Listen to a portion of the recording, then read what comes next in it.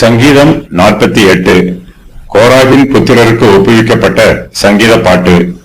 மேசியாவை பற்றிய 12வது சங்கீதம். 48வது சங்கீதம் ஒரு ஜெய கீதமாகும். இந்த சங்கீதத்தை போலவே 46வது சங்கீதமும் 47வது சங்கீதமும் ஜெய கீதங்களாகும். யோசபாத் யுத்தத்திலே ஜெயம் பெற்ற போது இந்த சங்கீதம் எழுதப்பட்டிருக்க வேண்டும் என்று ஒரு சிலர் சொல்லுகிறார்கள். சனகரிப்பின் சேனை எசேக்கியா ராஜாவின் காலத்திலே எருசலேம் நகரத்தை முற்றுகையிட்டிருந்தார்கள். இந்த முற்றுகையில் சனகரிப்புக்கு தோல்வி உண்டாயிற்று.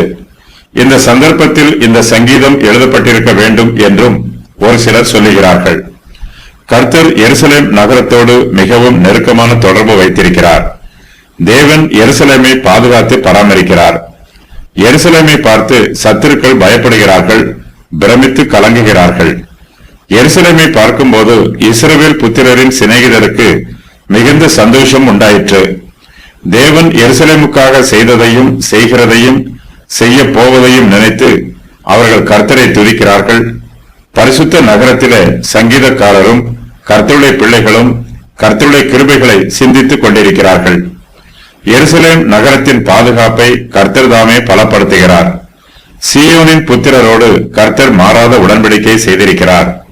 அவர் தம்முடைய பிள்ளைகளை மரண பரியந்தம் வழி நடத்துகிறார்.